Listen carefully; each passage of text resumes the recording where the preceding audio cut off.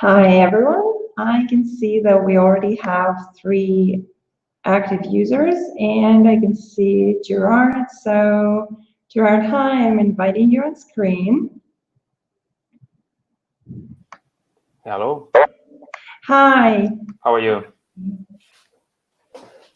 Can you hear me? Yes, I can hear you very well. How about me? Good. This is great. So we have about 15 minutes to go. Okay. And we'll be starting when we see that more people come here. In the meantime, we can talk about logistics a little bit. I think you already checked the questions and answers. There is one more question from one of our viewers. Yeah. So I guess we'll start with an introduction and then we'll go to the questions and answers tab, and then we'll see if there are any questions in the chat as well. Okay. Is there any way that you can put your headsets or something? Because I hear myself in your computer, so it's. Okay, yeah, I think I can do that because I have a headset here as well. Yeah, that would help, or at least it's let's say a warning that you can give to anyone connecting that they go on mute while they are not speaking. So if they want to ask a question, they unmute themselves. So because usually when you do these things online with too many people, there are lots of noises. So to avoid that, just warn them in advance to go on mute unless they want to talk, and then they can. Most of the time, we don't invite people on screen unless they really want to, and they just ask. It's only by chat. Okay, fine. So it's only the two of us here talking. Most of the time, yes. Okay, I thought it was more like WebEx or something like that. Okay. You can actually do this here as well, and we were debating this last time we were doing our MEA, but then everybody said it was like, for some people it was 7 a.m.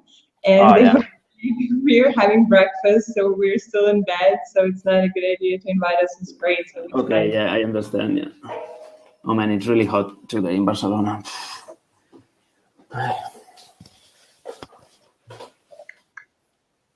Let me put some more light in here.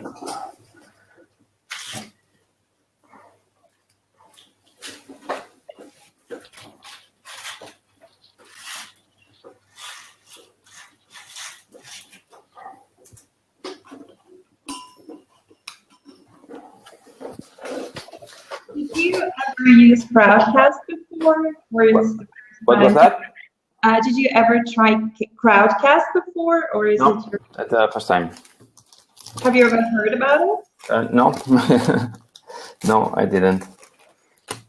So well, there are so many tools like this. I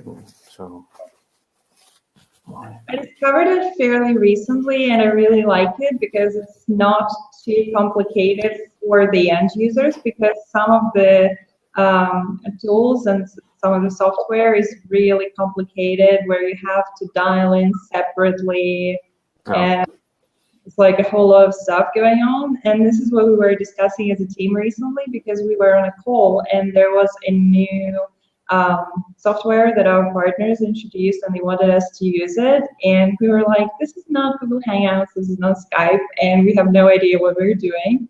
So we first had to dial in using our cell phones, and then we figured out how to switch on the audio on the computer. So it took 15 minutes. It was pretty crazy.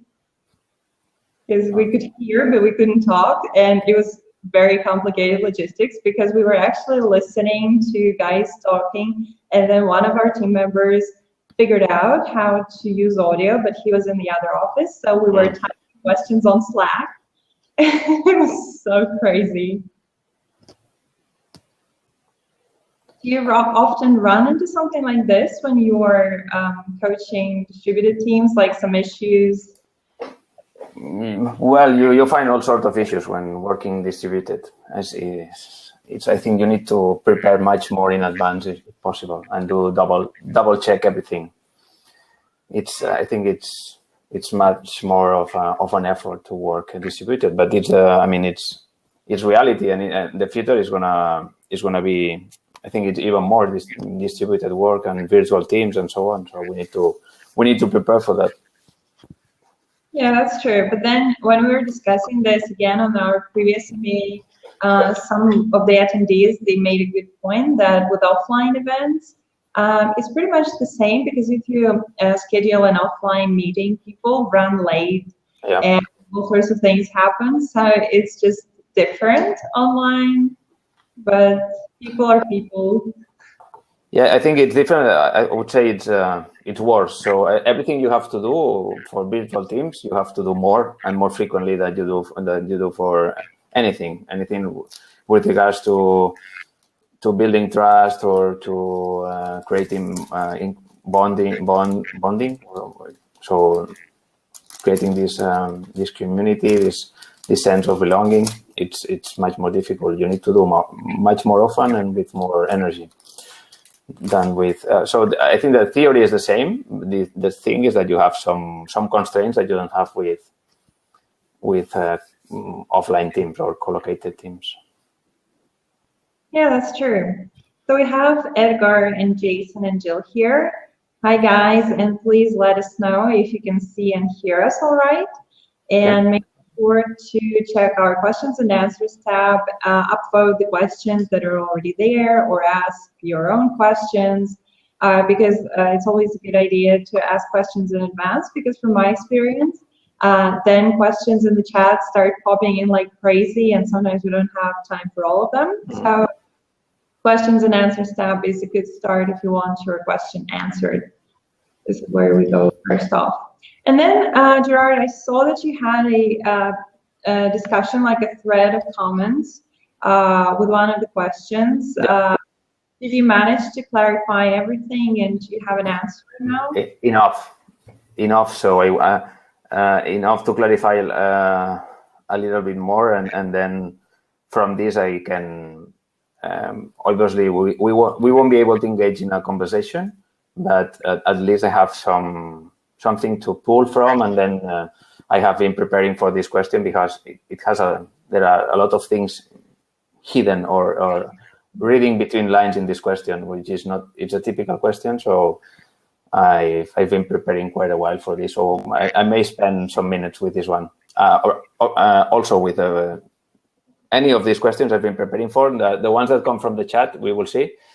But for any of these, I've been preparing a while because there are important questions and interesting questions, both. This is great. Yeah, and it's great that you actually can prepare for questions, because sometimes on the flight it's not so easy to remember like all the links that you want to share and whatnot. So I really like this feature where people can actually ask a question when they're registering. So our guests can have time to do their homework. Yeah, what we will do later is maybe, I don't know if you're sending the follow-up email today, or tomorrow, I can send you, I will be referencing many books and links and stuff. So I will send you later, and you can attach it to the follow-up email, so everyone has the information later. I'm planning out to send a follow-up email tomorrow, so I'll definitely include the links, and that will be a good weekend read for everyone. Yeah.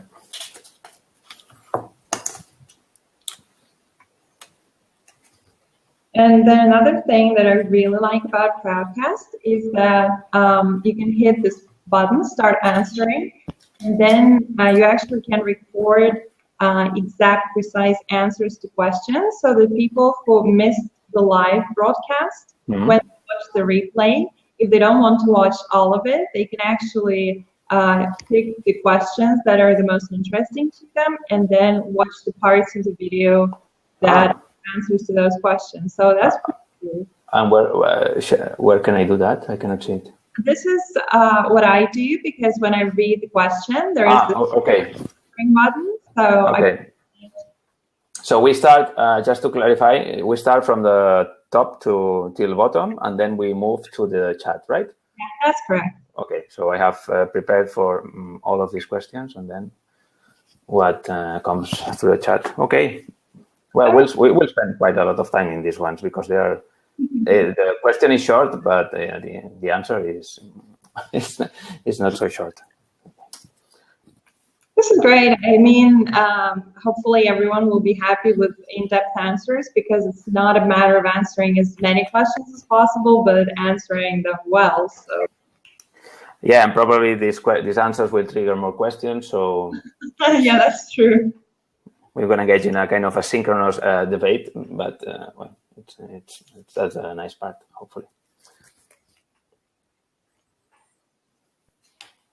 And I cannot see how many people is connected. It's only you, right? Yeah, that's right. And at this point, we have 5 active viewers. And I think hopefully in 5 minutes we'll get more, because people are actually still registering, like the number of registered users is growing as well. But we'll start in 3 minutes now anyway, and hope that everybody catches up with us. I can see that there are more and more people coming. And hi guys, thank you very much for joining us. It would be great if you introduce yourselves in the chat and let us know if you can see and hear us well.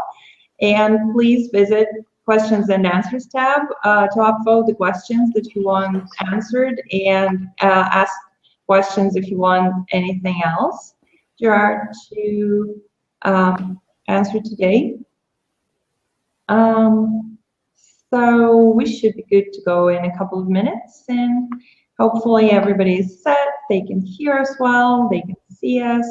And I really encourage you guys to network in the chat. You don't necessarily have to only ask questions. You can definitely share links to your LinkedIn pages or your blogs, introduce yourself so that you can get to know people who are today with us better. So that's definitely something we can do as well.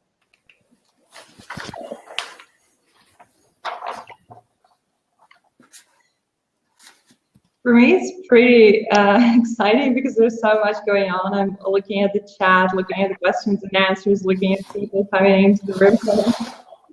So many things to look at.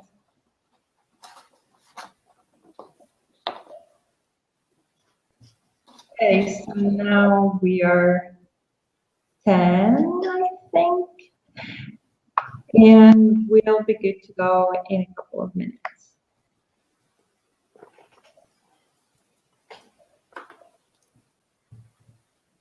And next time we do an MAA, I think I will need to come up with some icebreakers, virtual icebreakers, to get people warmed up and going.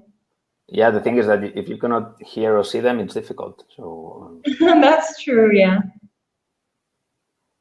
Maybe it can be a good idea to start inviting people on screen, but then I think I should warn them in advance, because it's not something you can do without preparation. I think an old friend of mine is connected. Or is anyone called Othgur in the call already?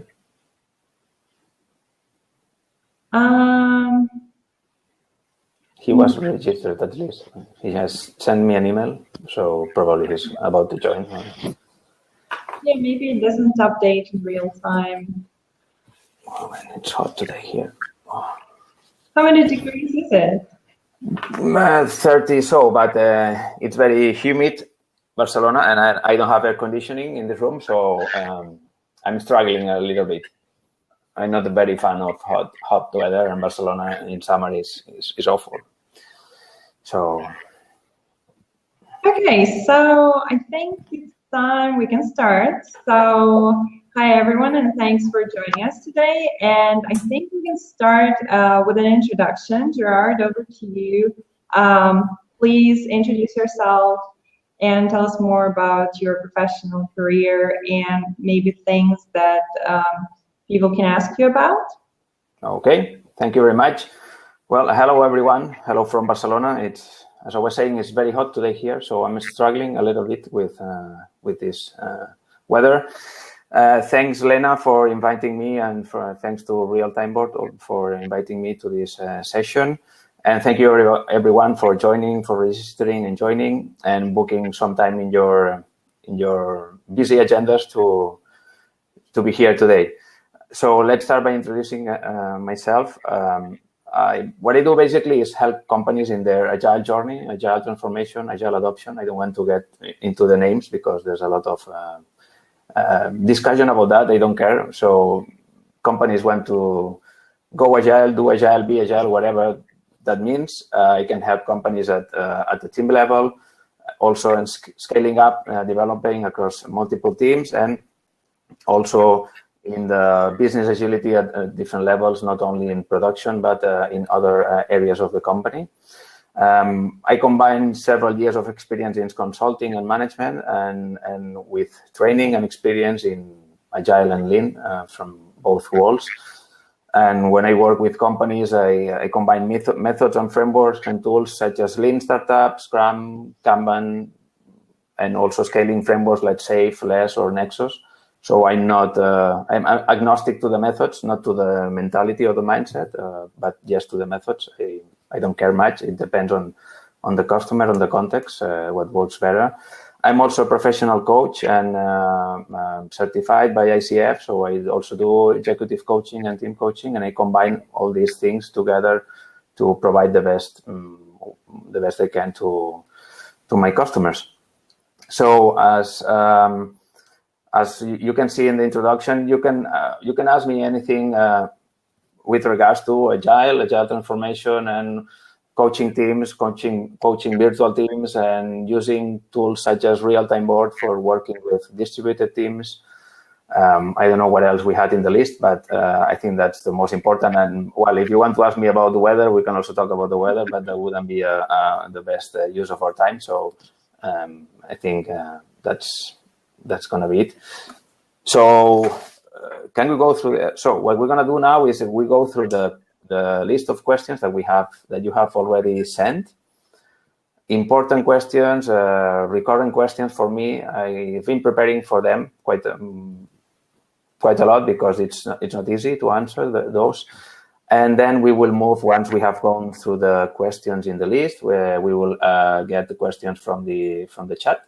You can start posting questions on the chat, and I don't know how that's going to work, Lena. Maybe you're going to be letting me know. I'm going to be reading them out once we go through the list, which is in the questions and answers tab. And we have about an hour for that. And in case there are questions that we don't have time to cover, we'll do our best to follow up with the questions, and then I will email the answers out. But hopefully, we'll have time for everything.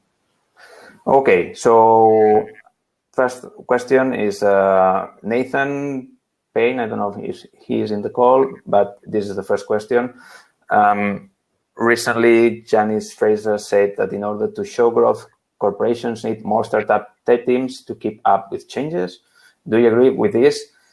Yes, the short answer is yes. I completely agree with this. I don't know exactly what you mean by show growth, but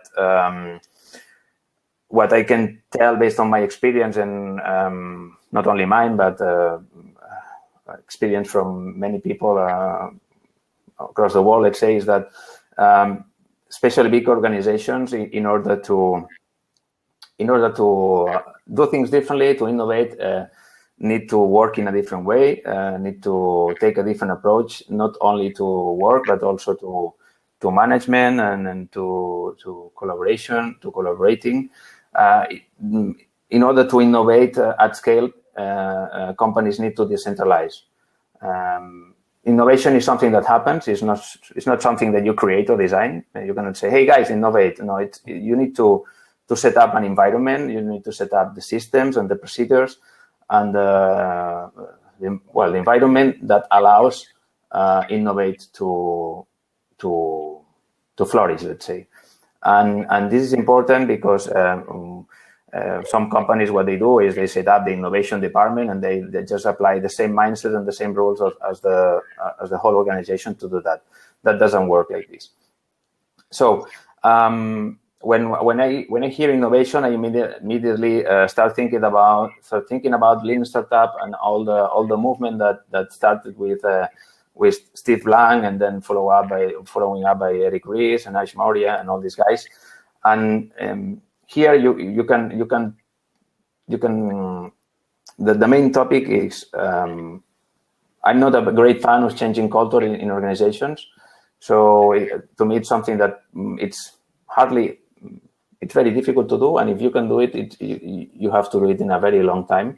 So what most of these guys suggest in a book that I'm going to show you now, if you want to, this book from Eric Ries, it's not a book that you can buy because it was based on a crowdfunding. I was one of the crowdfunders, so I'm a proud owner of this book. It has a lot of real cases and situations and how you can scale this entrepreneurship culture within big companies, or how you introduce that entrepreneurship into big companies. One of the things that you can do is and many big companies are doing is create a spin-off. So you realize and you accept that you cannot change the monster, the big company. You take that for granted and you create your own startup, okay? And you manage that startup as a real startup works, okay? With innovation accounting, with VC funding, with cross-functional teams, and using agile methodologies and applying lean startup procedure, and that's one of the ways that you can do. Another way is you can introduce that entrepreneurship culture within the big organization, but you can have more constraints there because the culture of the mother company is always going to be there, right? And one way that you can do this, if you look at, maybe some of you have heard of the 3 horizons from McKinsey. So you have H1, H2, and H3. H1 horizon would be new products, it's innovation, pure innovation. You have some teams dedicated to basically to disrupt the mother company or the main market. So their only objective is to disrupt, right? And those are those teams. The mission of those teams is create new categories of products, or finding a solution for a problem that is not solved yet, right? And those are the mission of those teams is to disrupt the main market. They have to embrace a startup way of working, obviously. They have to have funding like a startup. They cannot be funded like a traditional company is funded with an annual budget and all those budget controls and budget targets and all that old stuff that doesn't work anymore.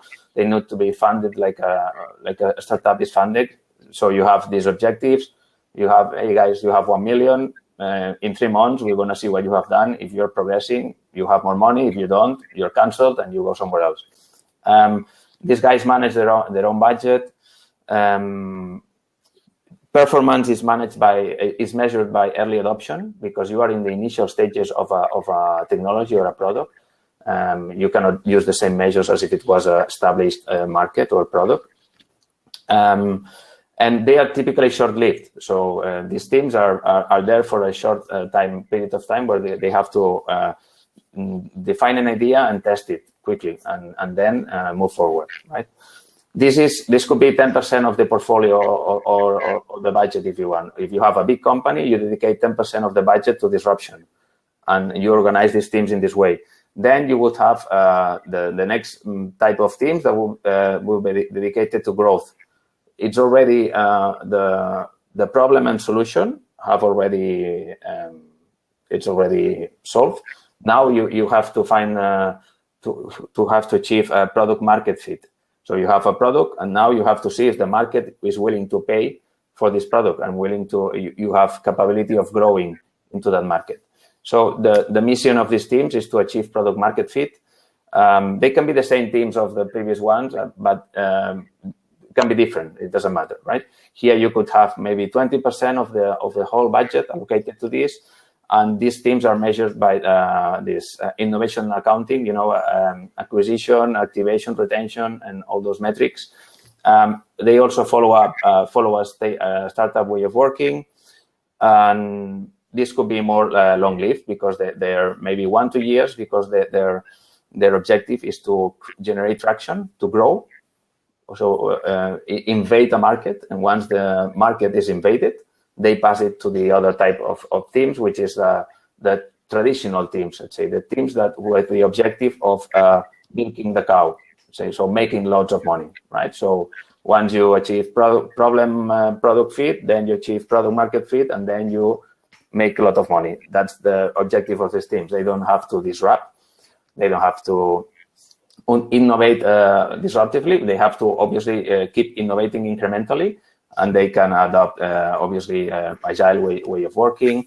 They are more focused on revenue, market share, profitability, typical metrics, or not so much the startup metrics. I think I talked too much, but the idea is yes, and I think that this can be done. You need to work on trust, you need to work on people, you need to work on money, because the way that the traditional teams are funded, you cannot fund startup teams. The way that people is managed in a traditional organization, here you need to set up systems where individual performance is not so much important. The performance of the team is what is important, and where you have people has more freedom. It's an innovative space, so every idea is welcome. You need to test your ideas. It's not a culture of blaming, it's a culture of experimentation. So many things change here. And if you cannot do that as part of the big company, the only option is or you buy a startup, some big companies do that, or you create your own startup. But truly, it's not just some guys over there that come and go. No. It's they have their own space, their own things. Okay, so I think that was the answer for this, the long answer for the first question. And I think Nathan is here, so it would be great if you could let us know if you have any more questions in the chat. And now we can move to the next question from Jim. Yes, well, this is also, we could be talking for hours about this. How do we do this? Well, first, the bottom line or the main concept here is that I was talking with Elena before, some of you joined, with virtual teams or distributed teams or remote teams, whatever name. I prefer virtual teams because if you are into different floors of the same company, you're already a virtual team. So with virtual teams, you have to do exactly the same that you do with co-located teams or offline teams, but with more emphasis, if you want, and with more frequency. You have to do more of the same and much more times, right? That's the essence of working with virtual teams. If you want to achieve some sort of performance in virtual teams, right? And virtual teams have many, let's say, many benefits. And I think the future is going towards distributed teams everywhere. This concept of stable teams, long-lived teams that stay together for years is going to be reduced drastically in the following years. We're going to see a lot of distributed teams everywhere, and also not that, but with much more volatility in team membership. So people is going to be going and coming from teams. You will have to work with freelancers. You will have to work with providers. People is going to change roles more frequently. So that's the tendency that we see in the future. So you need to prepare for this. With regards to virtual teams, they have two big things. One is distance, and the other one is trust. Right? Trust is important for any sort of team, but with virtual teams, I think it's key, and distance also. Right? Whenever something, as humans work in a we are wired in a way that if something is close, we like, and if something is remote, we don't like that much. And it's how our brain works, and we're gonna change that. But we have to use the tools that we have available for us to improve that. So what can you do to establish close relationships while working remotely on a distributed team? You can do a lot of things, and you have to do a lot of those things proactively and every time you have an opportunity. So for instance, if you set up 50 minutes meetings with your teams on a daily basis or a weekly basis, take at least 5 or 10 of those minutes to work on trust. Always, forever. I mean, and working on trust and vulnerability are are one of the ways that you can establish those close relationships. From the basic things that you do in an office every day, like going for a coffee, asking for help or helping someone else, or working together on something, or the daily huddle or the daily stand-up, or humor. Those little things that happen in an office or a traditional office in a daily basis, those things you can replicate in a virtual system. You can set up, hey, at 8 a.m. instead of everyone start working, you can have a coffee. You connect with your cameras, you have a coffee, and you talk about what you did yesterday. If you go into the cinema, if you want to see watch a football match, or if you read a book, or if you read the typical coffee conversation, that creates bonding. Or you can talk about your family, or whatever. You can start by ditching email. So email is dead, or means dead for virtual teams. Call people, use Skype or Hangouts or Slack, whatever tool that allows you to see each other. That's going to help. And if you have someone remotely, don't communicate with her, with him by email. Call them or use the video conferencing. If possible, if your company allows you to, at least do a quarterly face-to-face get-together. That's important. Obviously, you're not gonna be working together all day, but at least once in a while, you get together and you do some work together and you do some teamwork together too. I have plenty of things here. You can do knowledge sharing sessions. So schedule, 20% of your time for your team to share knowledge. Dedicate, Friday mornings to prepare something and to share with your colleagues, and every week someone in the team presents something different. Another aspect, another thing we do when we start working with teams is the team chartering or team kickoff. Is that we prepare a charter with the vision of the team, the mission, share values, working agreements, main goals for the team for the next year. You can do that remotely, and you can do that using a great tool such as RealtimeBoard. So it's something that you need to do for any team, regardless if it's virtual or not. And it's an important task for coaching teams too. One tool that I like a lot and using with teams is some sort of behavioral profiling tool. One that I like specifically is DISC assessment. It's a tool or an assessment where you are kind of set in a quarter based on your behavioral profile, and that helps a lot in knowing the communication preferences of your colleagues, how they want to be treated, how they prefer to work, what is their style of communication, and that helps a lot in creating bonding. Another thing that helps a lot, and we shouldn't be saying this, but it's important to remind, it's appreciating your colleagues. So thanking them for, hey, thank you for helping this, thank you for doing that thing last day. You can force that in a meeting. So, hey guys, today we're going to finish this meeting with some appreciations, and you dedicate 5 minutes to thank your colleagues for something. That also creates bonding and trust in the teams. Someone was asking also a question about icebreakers. I have some here that these are icebreakers or warm-up exercise related to vulnerability and trust, because vulnerability and trust is one key aspect of any performing team. And maybe that grows up automatically in collocated teams, but with virtual teams, that doesn't grow up automatically, and you have to insist on that. So I will send you links later, and you can Google it because it's thousands of icebreakers. This I'm going to show you different, but these ones are specifically to deal with vulnerability and trust. So first one, you could, if it's for people that don't know each other very well yet, so it's a team that is starting, you can do a short exercise at the beginning of the first day that everyone says what I need from the team, I need from you, and I offer myself too. It's a very simple exercise. Just state what you need from your colleagues and what you offer them. Okay.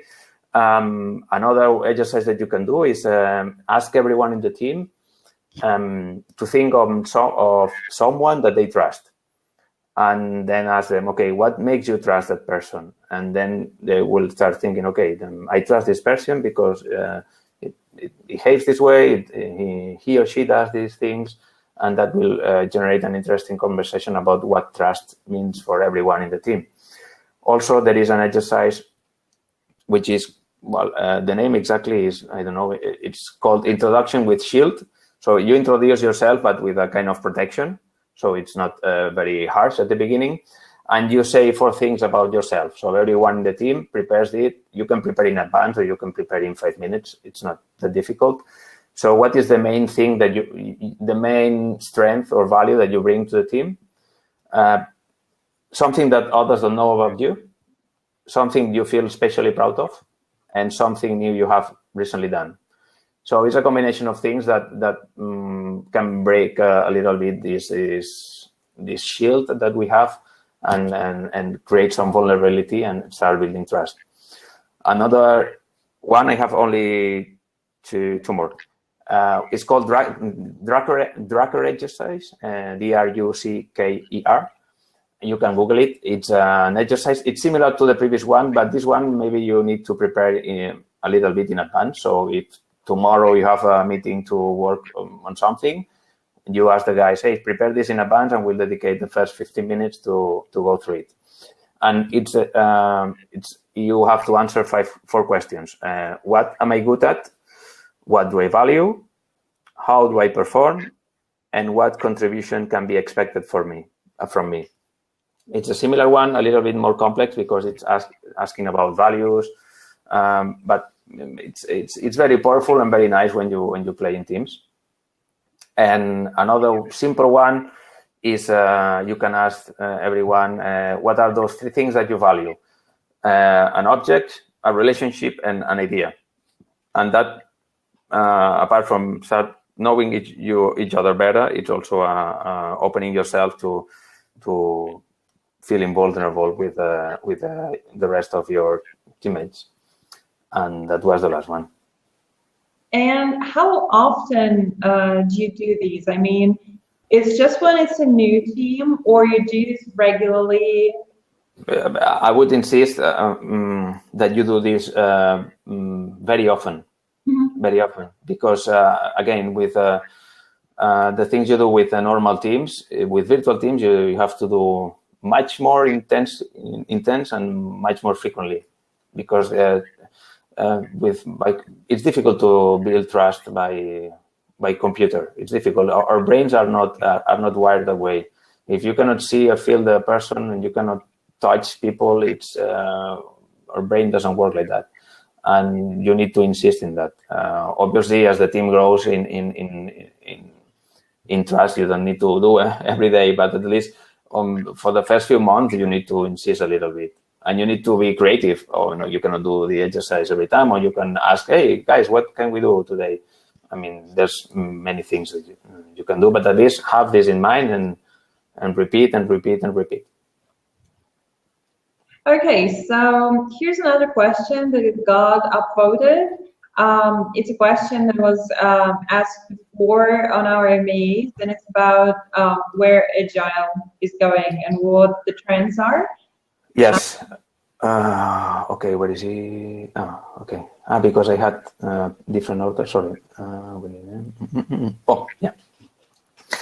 Well, where Agile is going? Well, this is my opinion. There is, I think, there is no right answer. No agreement, but there is some trends that I can say that we will see in some years' time. But a little bit of history of Agile. Agile started as Agile started with some how do you say this? Some quotes. Agile started as a software development method, And when the name was put, Agile, so the methods, Scrum and DSDM, Atern and XP existed long before, but when these guys in the Agile Manifesto put the name, this was to solve a problem with regards to software development, right? And at the beginning was meant to, the focus was very much with the individual teams. So that was the first early stages of Agile. This was a long time ago. In the recent years, we have seen a movement of scaling up Agile. Different frameworks have been appearing, like Nexus, like Less, like Safe, and Kanban recently is also considered, if you want, scaling method with the purpose of scaling Agile across the whole product development organization, not only one team, but lots of them. And the next step or the next wave of Agile, which is starting right now, is what may be called organizational agility or business agility or enterprise agility, where it's no longer about product development, it's the whole thing. So we break all constraints, finance, legal, HR, everything must work together as a whole adaptable and agile organism with regards to how decisions are taken, how people is managed, how we organize in teams and networks of value rather than hierarchies. Some models that have been over there for a while, I think they are starting to hit the market, like sociocracy and holacracy, which take a radical approach to power distribution in organizations, and also careers and learning. So careers will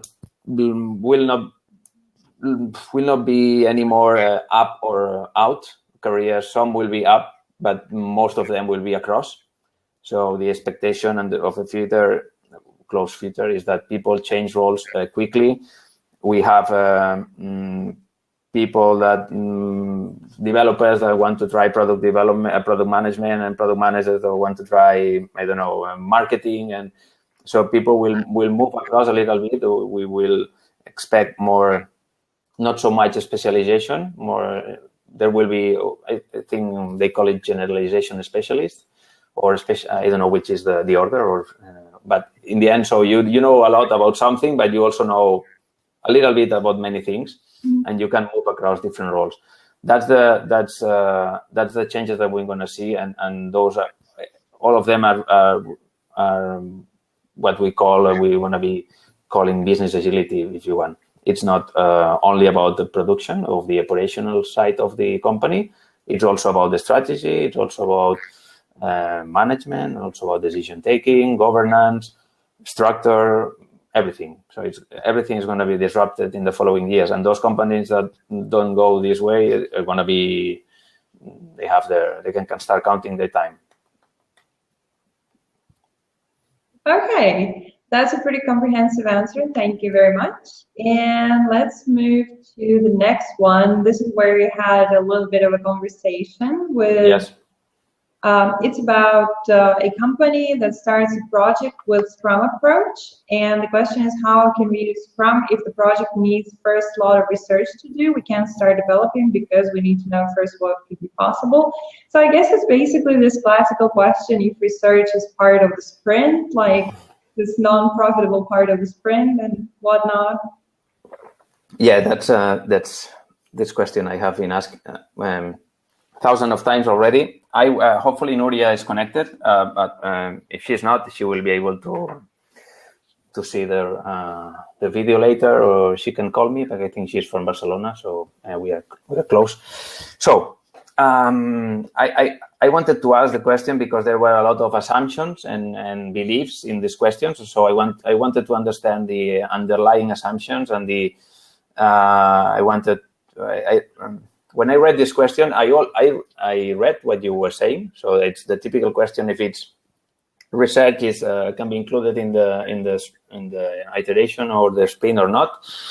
But I also see something else, and I would say much more important on top of this, and you will see why now. So it's when I read this question, I read innovation, and when I read innovation, I automatically move to Lean Startup, right? So not so much about Scrum, but much more about Lean Startup. So I will start from the end, and then I will go to backwards. So my recommendation for these guys is that they will need a seasoned product owner or product manager with a lot of experience in Lean Startup, because what this question is saying is we have a solution for a problem that we don't know if it exists, and we don't have a market yet for it. So this is pure Lean Startup problem, right? You have a problem solution fit on one side and product market fit on the other. And what these guys need to test is the whole bunch of assumptions within these two concepts, right? And then if they want to use Scrum or Kanban, it doesn't matter. But there is a lot of things that they can do to test their assumptions. Okay, and now I will go to Scrum. So if you, I think it's important for people to read the Scrum guide from time to time, those 15 pages, and the answer to this question is in there, actually. But sometimes we get so much into the process and we forget about the principles, the underlying principles of Lean and Agile, and then the method is not important. It's what are we trying to do here? Scrum doesn't say at any point that you have to deliver software to production every 2 weeks. Okay, it talks about potentially shippable product or increment and definition of done. Okay, so these guys need to agree what done means for them. Okay. First of all, if maybe they don't need to deliver software to production every 2 weeks because they cannot. And obviously the ideal is that you deliver every week or every day if you want, but that's not always possible. If you are doing, I don't know, embedded software for clinical trials or blood tests, you cannot deliver partial work to production because if something fails, you will have a problem. I don't know, if you're doing control software for a nuclear reactor, maybe you cannot do increments to deliver to production. In some cases you can, in some cases you cannot, but you still can iterate and learn from what you're doing. And that's the essence of Scrum. Scrum is inspect and adapt and transparency. So you are going to have to iterate, and you iterate because unlike traditional methodologies, we assume that we cannot predict the future. Okay.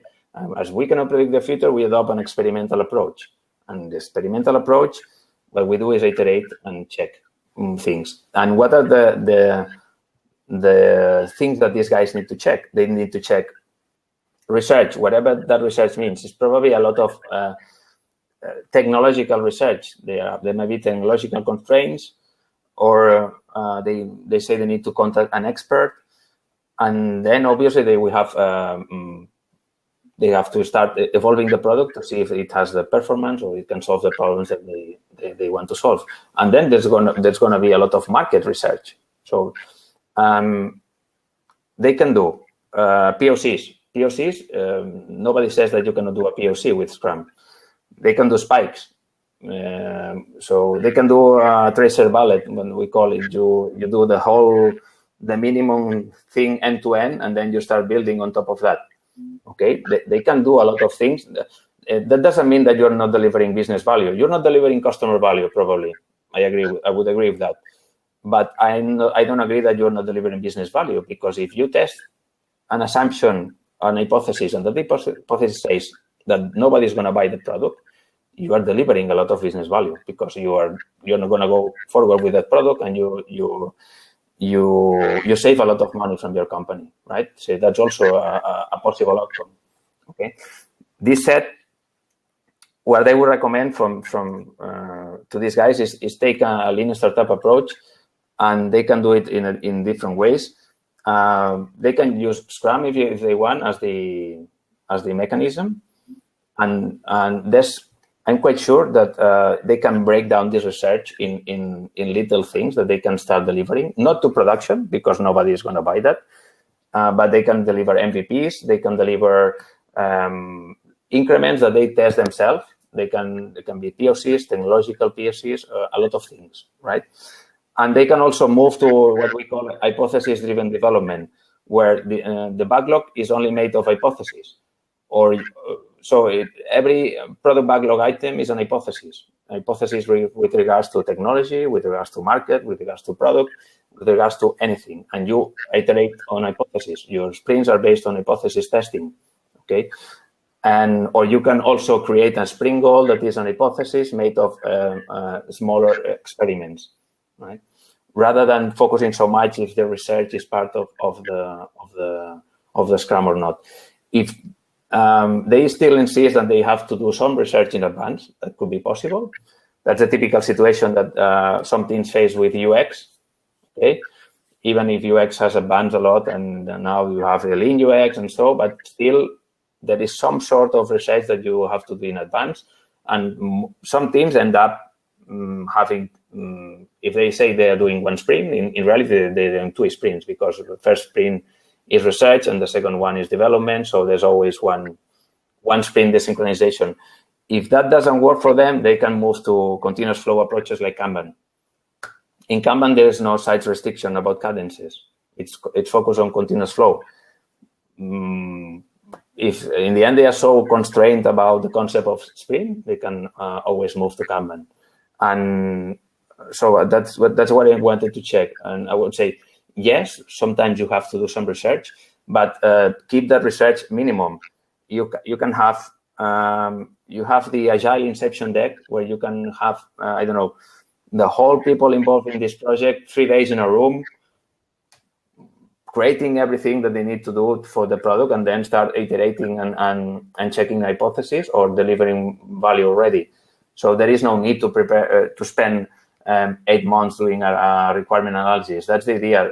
Don't go there, because especially if it's an innovation, because in these 8 months, maybe someone else is going to be delivering the product to the market. So spend 3 days in a room, everyone there. You do Agile Inception deck. You can Google that. You can do story mapping and create the whole backlog in a visual way.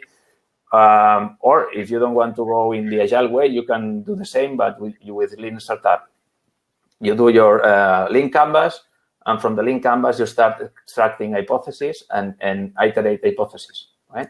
If you want something about this, I have another book here. The last part of this book is about what Ash calls Lean Sprints, which is, there is more. If you Google, there is more, but it's about how you do, how you really implement Lean Startup in sprints, right?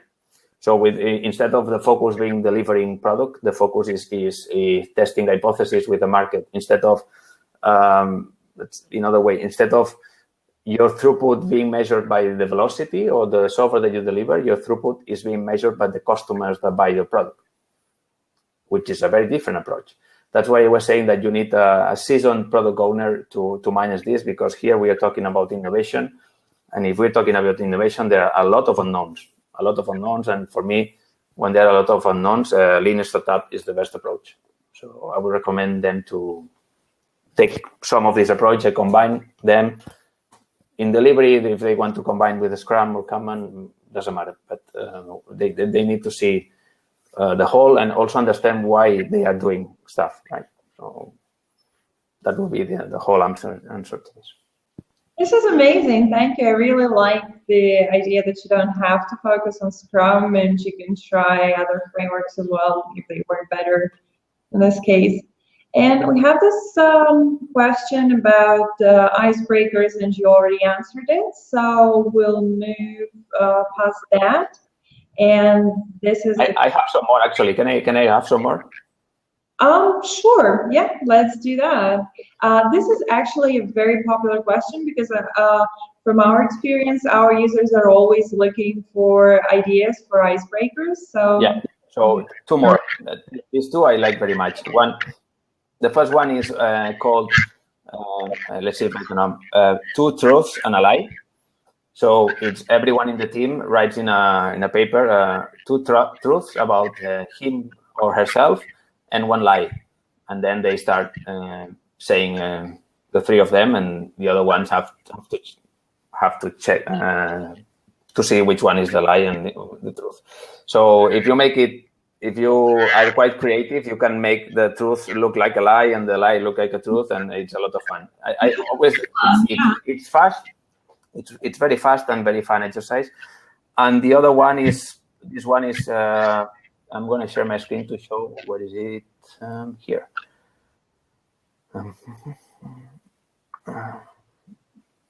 Application. Just a moment. Can you see this one? Yes. Yeah, personal math. This is coming from Management 3.0 from Jürgen Apelo. Obviously, the idea is not new. It's the concept of mental map. But you can every time, especially when you start a team, people don't know each other, is a very nice way to present yourself. So everyone draws this diagram in 5 minutes for herself or himself, and then you explain to others. And here you can see a lot of things. First of all, what is important for each one of the team, and what they value, what is their life made of. So you can see friends, family, work, hobbies, the dog, the kids, training, whatever. So, and it's fun, visual, and it's quite fast. And some people start drawing, and so you can be creative as much as you want. I think this is one of my favorites too. So you can use as a, and obviously RealtimeBoard for this is great because everyone can draw its own and their own, and then you can share. So absolutely fine. But do you actually make like a pre-made template, or you just start collaborating? No, it's just how do I unshare my screen? Stop sharing. Okay. So yeah, no, there is no predefined. You just put me in the middle or your name, and then from there you start creating branches, let's say. It looks fun. I really want to try it with my team as well. But I like the one with the truths and lies. I think that's very fun. Yeah, so much fun. Okay, these are great. Thank you. And now let's move on to the next question. How did you figure out you wanted to be an agile coach? How I figure out, that's a very nice question. So it's not, again, it's not the first time I answer this question. So, but I'm going to go through my notes so I don't forget anything. So I learned about Agile some years ago when I was a development manager of a big company. And I remember I read the three first books I read about this, which was first one was the Lean Startup from Eric Ries. The second one was, in this order, the Management 3.0 by Jürgen Apelo, and the third one was Coaching Agile Teams by Lisa Atkins. And these three books altogether were an inspiration for me. I could see that there was a different way of doing things, completely different way of doing things that I have been witnessing and being part of in the past. That looked like the future rather than I have been seeing in the past, much more fresh, much more thinking about people and the customer and how we do things in organizations. And I start applying some of these concepts within my teams as development manager. And I think that worked pretty well. People that were there can tell. I think it was a very nice experience for everyone in the team, as well for me as a manager at that time. And at some point I realized that I wanted to do that, but not only in my company at the time, but everywhere else. I thought I could make an impact in the world not by changing the world, but at least by changing organizations. So I think humans spend a lot of time in organizations. So I thought, well, if I can change how organizations work, maybe I can make a better world. That's the fluffy part of the message, right? So, well, that was that's the purpose. I'm trying to make people be happier working, and organizations be more focused on customer, being more productive, and that's what I do. And I do that based on the principles of Lean and Agile and Lean Startup. And so what I did is I after some years of this kind of agile management approach, I moved to agile coaching, and then I went freelancing. So that's where I'm at right now. And I actually have a question. It's really interesting to know if it was maybe difficult or challenging for you to start out with your team and to convince them to go agile, and you see this changing. It's easier now to convince organizations to be more agile. Can you compare? Well, in my experience, I've found all sorts of people. So it doesn't matter what experience or background they have or what work they do. Some like it and some don't like it. So it has nothing to do with, some people say, no, developers like it much. No, that's not true. I found developers that hate agile and some others love it. So that's not, in that case, I think the team was very supportive. They all loved it. So that was not an issue. The issue was with everything that was not in our team, because it was quite disruptive. I, as a manager, had to kind of hide a lot of things. It was not a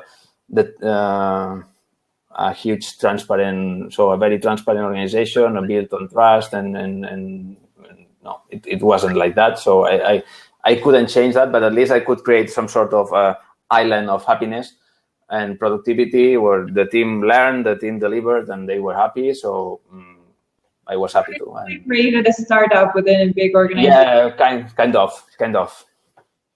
Yeah, kind of, I would say. But it worked a lot, and I think it helped then the bigger organization decide to invest a lot of money in growing the team. And so when I left, initially we were combining people in the office plus people in another office. We were about 20, and when I left, there were 50 or 60 already. So I think it proved some way profitable for the company, and they invested. And I don't know what happened in the end, but I think something changes already. But at least it was a good experience for me, for the guys there, and that helped me taking the decision to try out in other organizations.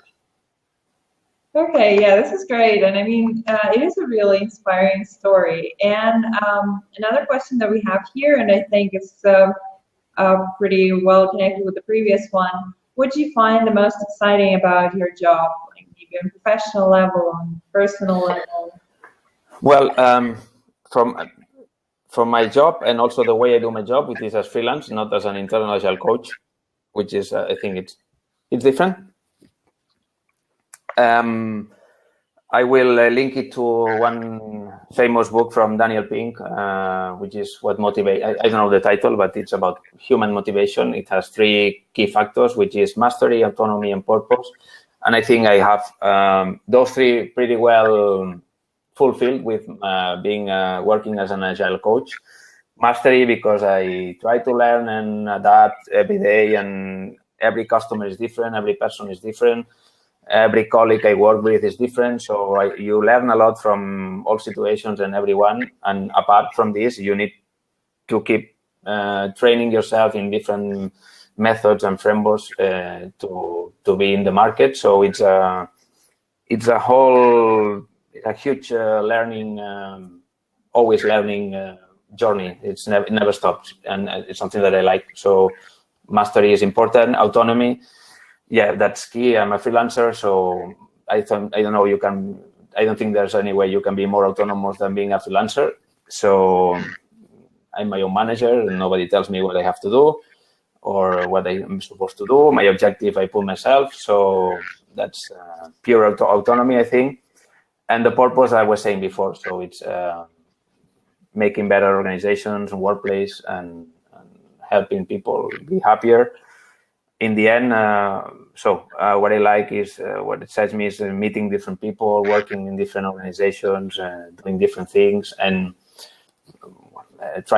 combining different methodologies, so to make the best for the customer. So it's not just I'm an expert in Scrum, I only do Scrum. It depends on what is the context and the need from the customer. Listening to you, part of me wants to become an agile coach. you think twice. I said part of me, yeah, but you're a very motivational speaker, and I really feel that you enjoy doing what you do. Here's another question that we have here. What do you use RealtimeBoard for? You mentioned it already that you do it for working with your distributed teams, like doing icebreakers. Anything else that you find is a good use of the tool? Yeah, absolutely. But I think the main concept, I think it can be a selling proposition for you, but I think you already know that. So some time ago, I was analyzing some tools because I needed to use them. And also, I'm a great fan of visual thinking and visual working. So whenever you can, I don't know if you can see my whiteboard over there. Yeah. Yeah. Okay. So I always need to think with a whiteboard and with a pen. I cannot think sitting down in my computer. And the same I do in the customer. So whenever I have a conversation or I always go to the whiteboard and we have the conversation over there. And that said, so if you have a virtual team, RealtimeBoard is your virtual board. I mean, there's no other option in the market. I can tell you that it's the product is absolutely great. It has, I think it has more features than you would ever think of. Today I was actually checking the new updates that you have done, and it's awesome. So I cannot say I'm not getting any tip or any money for that. I can tell that it's just that I love the product. And again, if you are a virtual team, this is your virtual board, and use it because it will help you a lot. It will help you a lot in making your meetings more productive. Always visual thinking is always faster and creates more alignment more faster than just talking from your head or not using anything visual. So use it. What I've been using it for Kanban system design, which is a 1 day or a 2 day workshop with the teams when they start using Kanban, and you do a lot of drawings and a lot of things in the board. So it's important. And also it has a very nice feature, which is you can link your post-its to Jira now, so you can have the real Jira ticket within RealtimeBoard, which is awesome. You can do using the integration. This is awesome. Yeah, it's really nice. Actually, in the end, if you don't want to use Jira at all, or you can use your RealtimeBoard as your physical virtual board. So you can have just a RealtimeBoard. You draw your board over there as if it was a physical board, and move the tickets over there. So if you're not using metrics, that's fine. If you're using metrics, then you need more, probably another tool. For collaborative chartering, so Agile Inception deck you can do with RealtimeBoard, story mapping, a typical project charter for a given project. You can do all of this. Retrospectives. I mean, there are hundreds of types of exercise retrospective where a whiteboard is needed. So use that. Speedboat, Matzaglad, this one, stop, less, keep, more, start, root cause analysis, 5 whys, fishbone. I think that RealtimeBoard has templates for many of those. At least I think Matzaglad and 5 whys or fishbone, you have templates for this, so you don't need to draw anything. It's already there. And obviously the Lean Startup canvases, business model canvas and Lean canvas. I don't know if you have templates for that, but they are easy to draw, and that's going to be very, very, very useful too. Okay, this is great. Thank you. And we have about 5 minutes left. So I suggest that we do 1 or 2 questions more and we'll wind up. So here's a question about the project that you're most proud of so far. Can you think of one? Well, actually, apart from the one I was saying before, I think I spent 1 year in, I won't say the name, but in a company in Barcelona with which was the first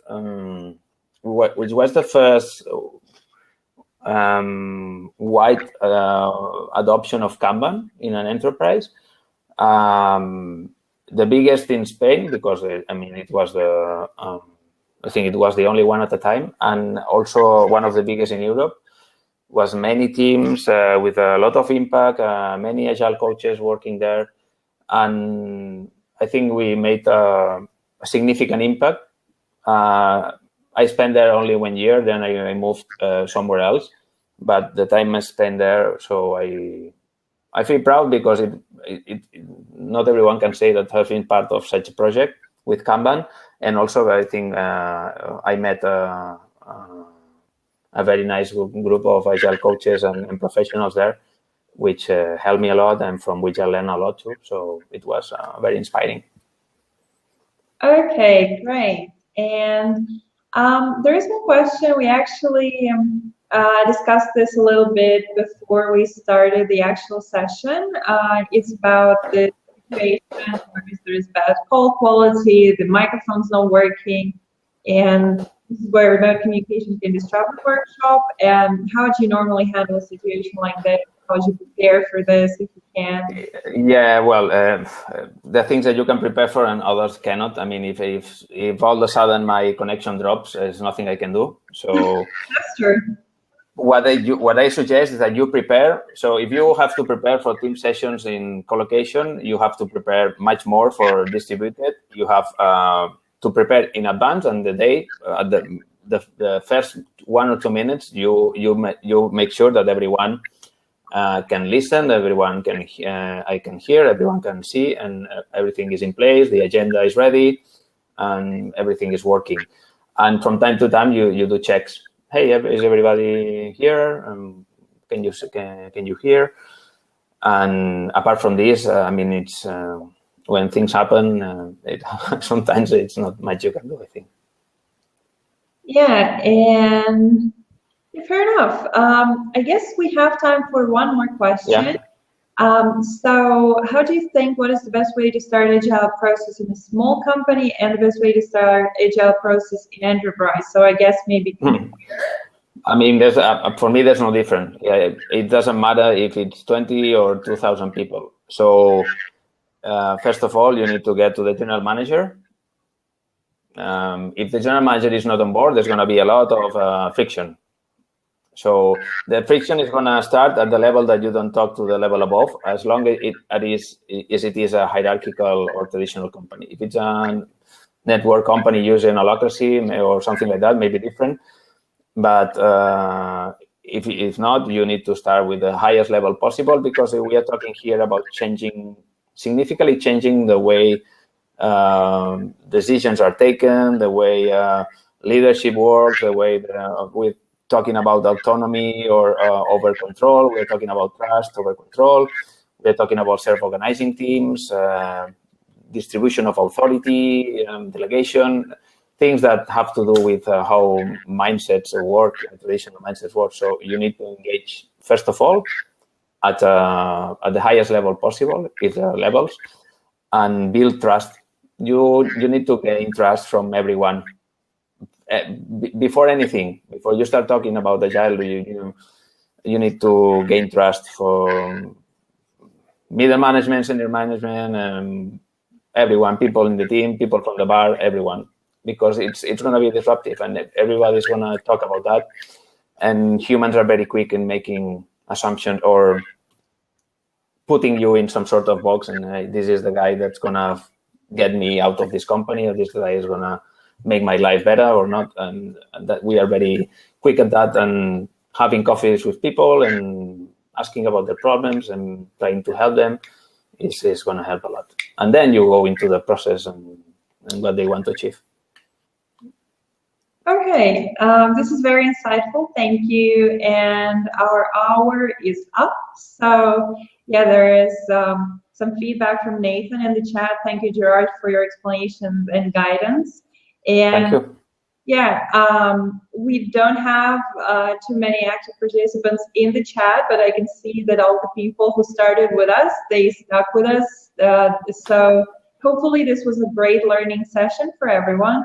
And Gerard, I'm not saying this just to be nice to you. Thank you very much for being so well prepared, for all your insightful answers, for offering so many great references to books that we can look into after the seminar is over.